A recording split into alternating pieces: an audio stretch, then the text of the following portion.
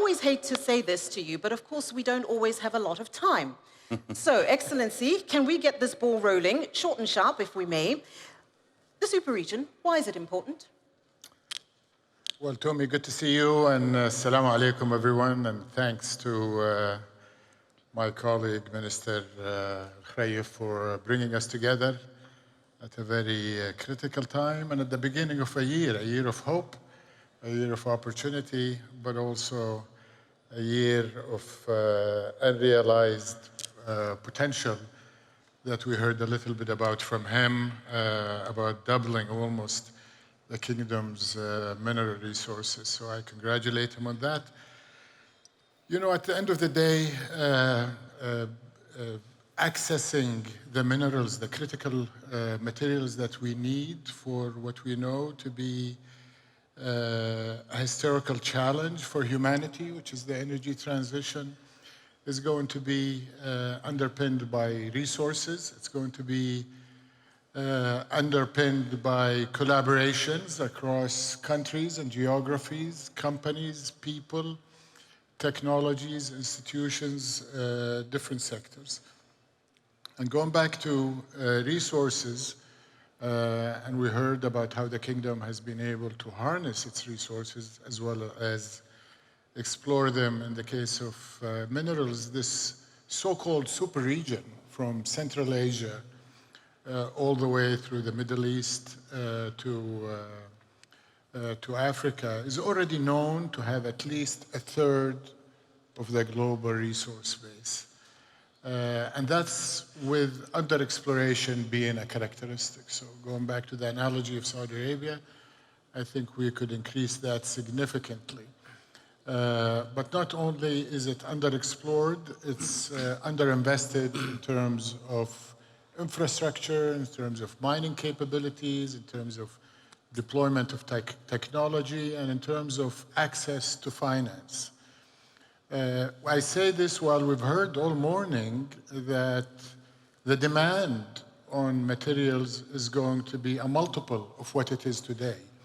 And add to this something that hasn't been mentioned sufficiently, I think, today, is that a lot of the existing production facilities will either decline because of depletion and resource declining, or because it is not acceptable from a sustainability and environmental standpoint, or because of over-concentration in certain geographies, whether it's in the upstream or the processing. So that tells you that the incremental demand, the incremental investment, the incremental technologies, and the effort to meet this inevitable challenge that we have to meet is quite frankly unprecedented in my lifetime. And it is not something that this industry, whether it's from government or private sector, that are with us in the audience and in the panel can meet alone. I think it's a challenge for the global community to come together. And it's going to require working across borders, especially in this super region, to access what is somewhere between a third and half of the world's critical materials. It's going to require deploying the kind of sustainable technologies from energy to logistics to processing to recycling, the kind of circularity that Prince Abdulaziz talked about in the area of energy is going to also have to be deployed in a big way from consumption all the way back to upstream. It's going to require to undo and reverse what you talked about in your opening remarks, which is that the industry is getting a bad rap, ironically, while the industry is really the underpinning for meeting the challenge that we have to meet. That means exciting the research institutions, exciting the young people, bringing the latest technology. And I think most importantly,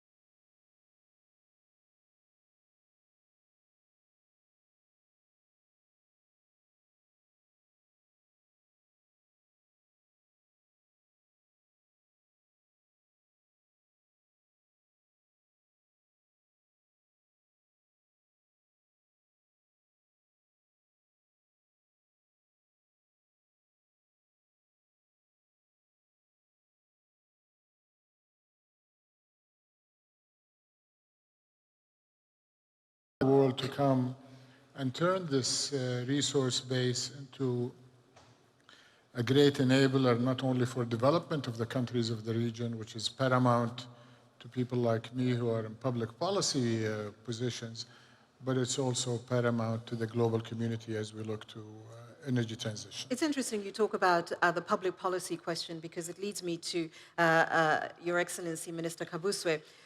On an African continent, everybody can appreciate and understand why it would be important in developing economies for to have processing and manufacturing hubs, revenue, et cetera, the list is endless.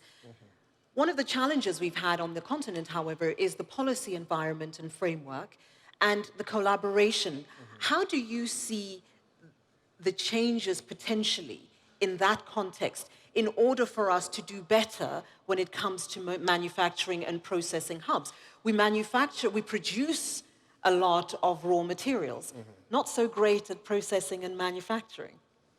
Thank you very much. First and foremost, just to thank Saudi Arabian government and the whole team for such a fantastic arrangement. And we came here last year, and this year it looks even much better. So thank you very much. One thing I want to say is that it's only a mind that doesn't think straight that would want to do the same things and expect a different results. I think that where we are coming from, I think we have so much worked in silos that it hasn't worked for us, especially in Africa.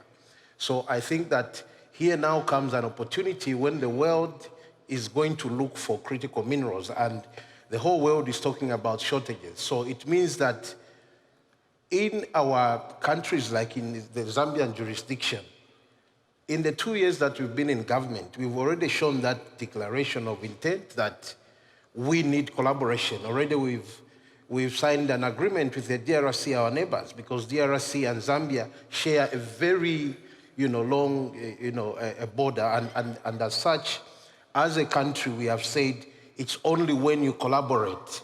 Because if we work in silos, this one is shooting this way, this one is shooting the other way, I think that we are not going to see more benefit.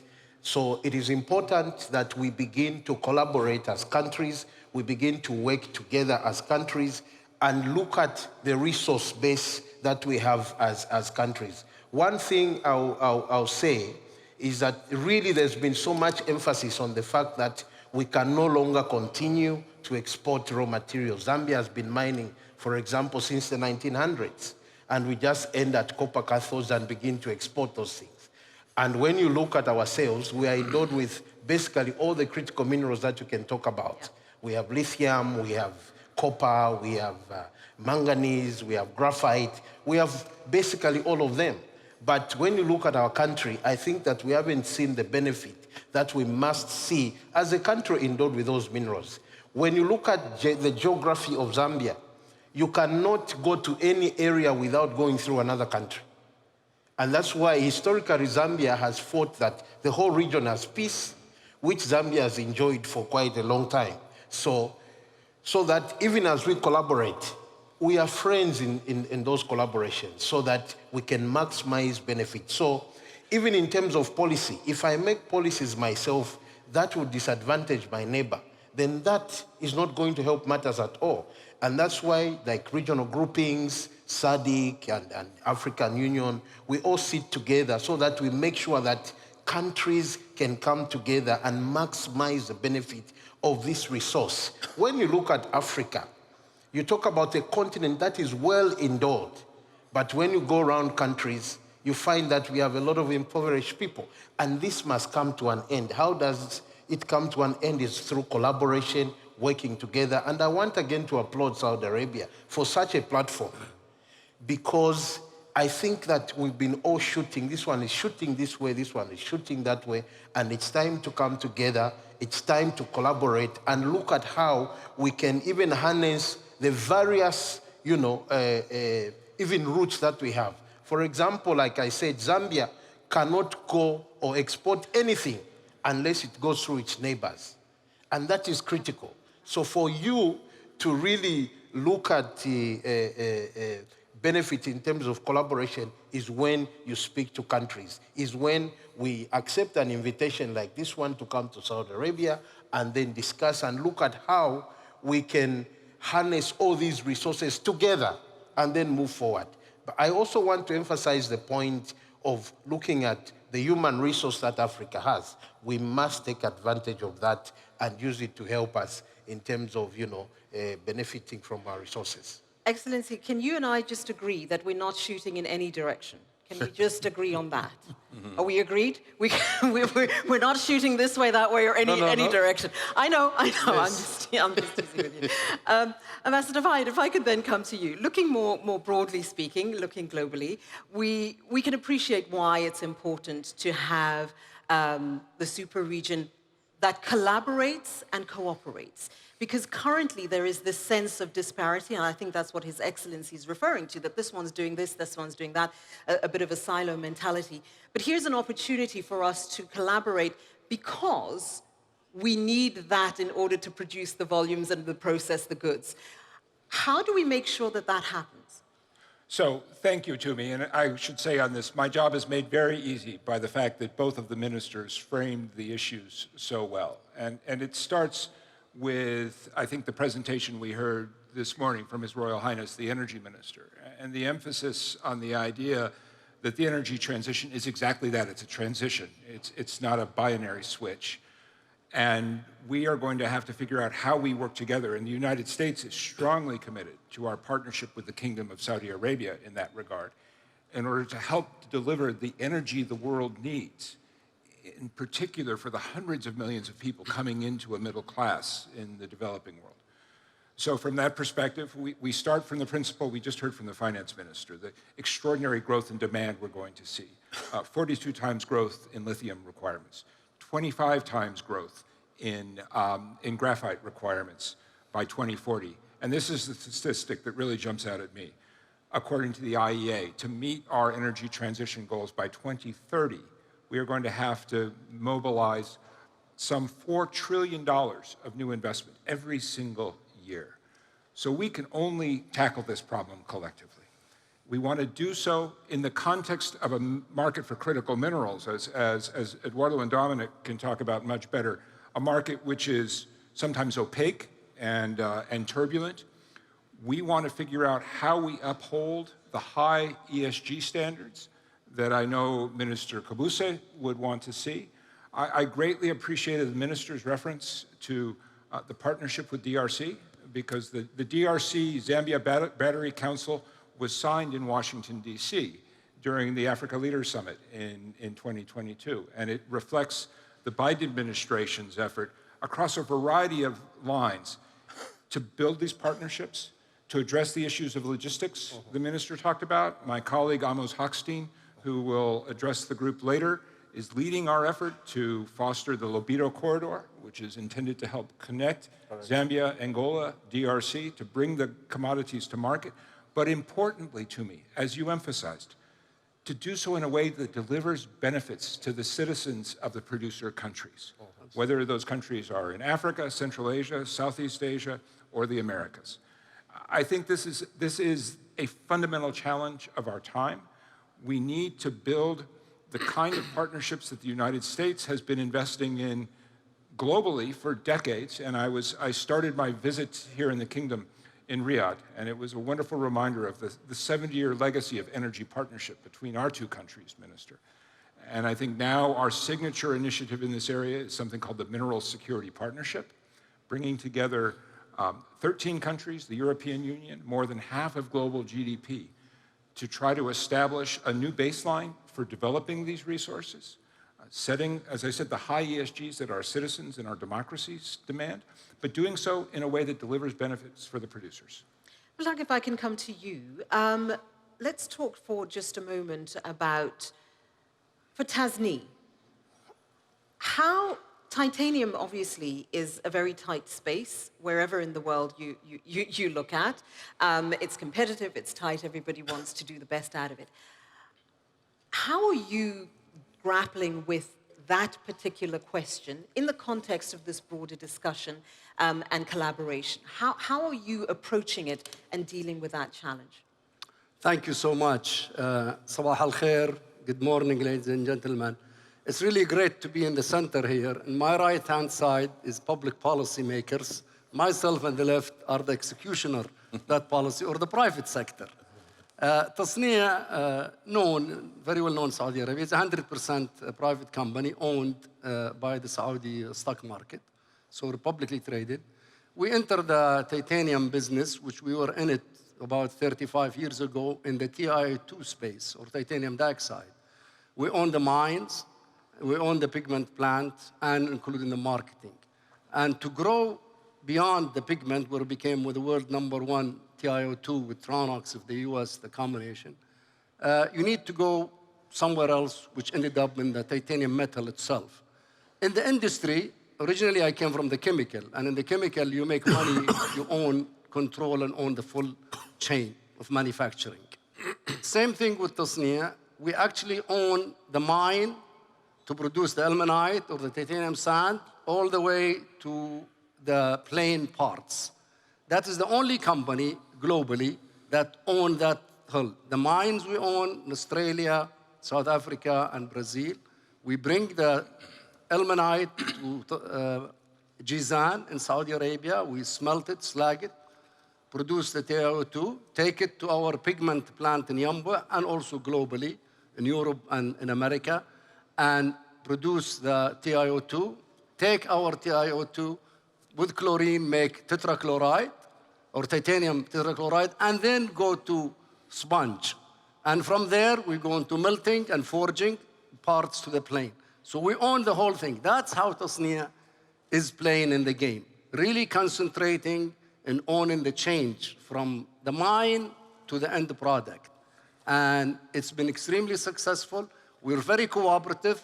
Even though we own the mines in Australia, we bring material from Zimbabwe for simply logistic reasons. Zimbabwe is closer shipping time to Jizan than in Australia, and we sell some of our ilmenite to Asia, rather than bringing it to Jizan. So there's a lot of collaboration into that game. And clearly a demonstration example, whichever you will, of how if you own the process, it's quite efficient. You can manage some of the costs related thereto, et cetera, et cetera. If I can then come to you, Eduardo, and let's talk about Vale.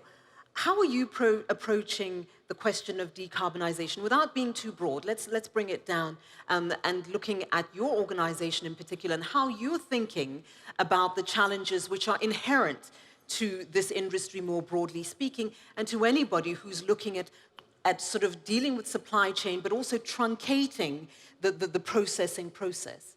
Okay, thank you very much. First of all, it's very glad to be here. Saudi Arabia is almost my home now because it's my 5th time already here in less than 2 years. So I think, first of all, we see decarbonization as the core of our business. We see actually as an opportunity, not a threat. Because I was talking to somebody, and I think you mentioned in your initial remarks, exactly our reputation is not the best one. And I think we have a unique opportunity to change that, because as like the pharmaceutical industry did in COVID, mining has to be perceived as the solution for the climate change, and will be, unless we don't do the right thing. And I think both, all of the previous speakers talked about that. The ESG standards are really relevant and critical in that sense. But if you switch, you asked me to be specific. If you look at my own scope 1 and 2, I'm talking about 14 million tons of CO2. If you look at only shipping that Vale demands on its business, it's 14 million tons. It's almost the same. When you look at the steel industry that we supply to, it's 600 million tons. So if we were to decarbonize the world, we have to do what is going on the super region. The future of steel is here. What is being done for decades is where the world will head on. And that's why Vale brought the mega hub concept. That has to do a lot of collaboration that was mentioned before. We are bringing the upstream closer to the downstream, and then you have to partner. That's partnership. It's a partnerships idea. I'm not going to do steel. I'm not a steel producer. But I can partner with Baowu and Aramco, as we are doing here in Saudi Arabia, We can partner with the Japanese, as we're doing in Oman. By the way, we have a very good experience in the super region. We are here for more than 15 years. We operate in Oman extremely successfully. So decarbonization for us, it's an opportunity, and it's our business. We don't exist if this is not a reality. And then, what I think we should, and I was talking to the ambassador, is it priced correctly? All the externalities are priced correctly? Because in my books, I have a net present value of $4 billion to decarbonize Valley. At the same time, I have a $17 billion price on the decarbonization. One is for sure, I'm going to spend. Is this a reality or not?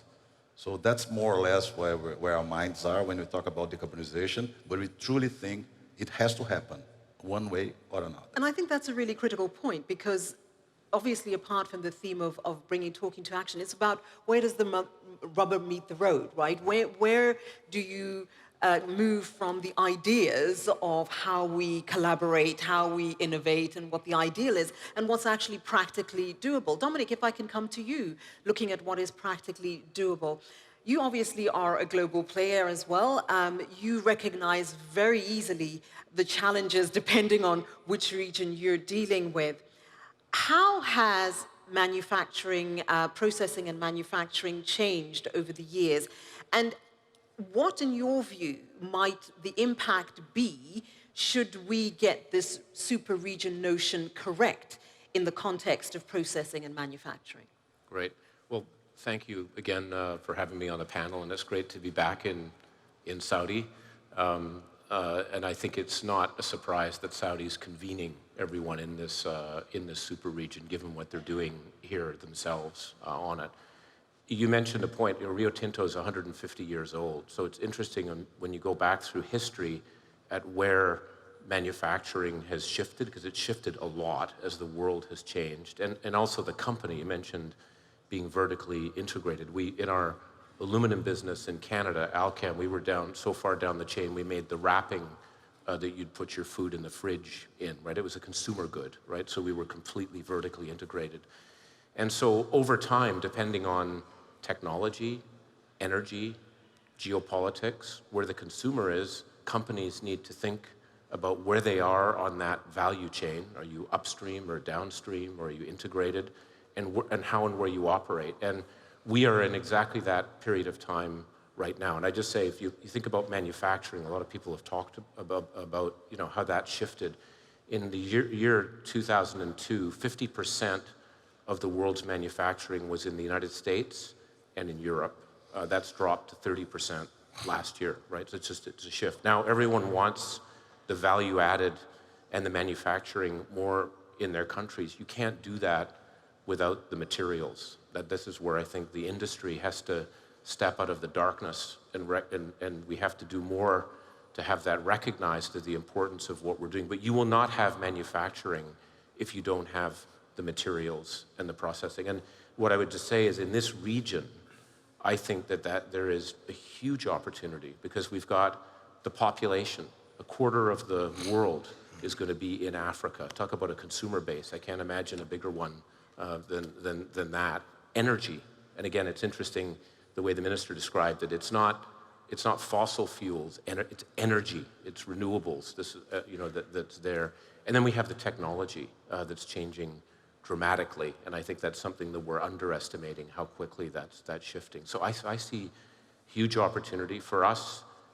We've seen this area not as a region, but as working in pockets of it. I think we have to update ourselves on that front. Okay, gentlemen, we are going to be running out of time shortly, because that's the story of our lives when we're doing panels. So I'm going to start at the far end and work my way back. I'm going to ask you two things. Actually, I'm going to ask you three things. The first thing is, can you be brief? The second thing is, give me what is the biggest challenge and what you see may be the quickest win. Dominic, guess what? You go first. Okay, I'm just going to answer one of your questions, which is... Only one? Sorry. Which is on, I think, consistent long-term policy. If we have consistency in policy and direction, it's a bit of what the ministers talked about, we're a long-term business. We're a 30-year time frame business. So please be long-term, consistent policy, and we'll be able to move quickly. Eduardo, that was really quick. Thank you, Dominic. Yeah, I'm going to be quick as well. I think prioritization, we need to be prioritized. There's a lot of talk, less walk. Permitting is like a nightmare everywhere. So if we want to really face the challenge that is in front of us, we need to be much more quicker, much more faster, much more focused, and much more collaborative between nations and between governments and private sector. Okay. Please go ahead. Yeah, and on our side, it's really the speed of decarbonization for a natural industry like mining and manufacturing, and how from a regulation side, the public policy side, rules need to be long-term and need to give people time for transition. We can't expect people to come standard of Europe in 5 years when Europe itself took 100 years. So we have to be realistic in that arena. The other things we see in our industry, unfortunately, is the supply chain disruption. We're going through it for different instability around the world and shipping around long distances, what's happening in the Red Sea. So that's really costing the industry quite a fortune. And that's a policymaker issue also. It's not for the industry to solve these issues. Okay, thank you. I think that was a call to action pointing to this side of the panel. Ambassador, your turn. Biggest challenge, I think, equity, ensuring that the benefits and the costs of the energy transition are distributed in a way that's sustainable, so we don't end up with one story in wealthy countries and another in the developing world. I think the biggest opportunity is to reshape global supply chains, leveraging the kind of partnerships that my team is here to build, leveraging recognition that I think everybody in this panel has shared, that there is an over-concentration of some of these key commodities right now. And then I'll just add an extra bonus point. I think for the United States, biggest challenge, we have to show up. It's okay. He only did one, so you're allowed to have two. You see, you lost a chance, Dominic. Your Excellency. Thank you very much. I think one point that I want to emphasize is that we need mutually beneficial partnerships. I think that we have had a history of having a slave-master relationship in terms of investment. So as Zambia, we are calling for partnerships that are mutually beneficial, that are mutually respectful, and also we need affordable capital for Africa. I think Africa has been exposed to a lot of expensive capital. So we need affordable capital. Then we need new technology in Africa. I think that will also help. As I talked about the vast human resource that Africa has, we need even technology that is also affordable, by the way, because technology can be expensive, people maybe deliberately so. So we need those three things. I think that has been the challenge of Africa as we collaborate. Thank you. Excellency, last word is yours. I think in addition to what has been said, our biggest challenge as a humanity is short-termism. Everybody is trying to look at the next year, the next quarter, at most the next couple of years. And this is an industry that works in decades, and it's an industry that must do what it has to do with other industries, other partners for humanity, without exaggeration, to survive. Risk aversion is related to this, and I think our industry, this industry, is full of risks, technology risks, project risks, and of course geopolitical risk. What we're doing through this platform, through this gathering today, is trying to reduce those risks, trying to connect, integrate this super region, bring in the global industry, bring in global leading nations, like we have with us on the panel today in the case of the United States, the UK in the previous panel, China, I might add, all important countries in this global economy have to work together to bring the materials that will sustain a population that is going to be 10 billion in a few decades in the 2050s, and many of them will be living in and around the super region. Yeah. Gentlemen, we are in the red. So if it was our bottom line, we would be in serious trouble. But seeing as it's not, it's a panel, I have to say thank you. Excellency Alfale, Excellency Kavuswe, Ambassador Pyatt, Mutlak, Eduardo Dominic, thank you so very much. Thank you. Please, a round of applause and thank you to them. Thank you.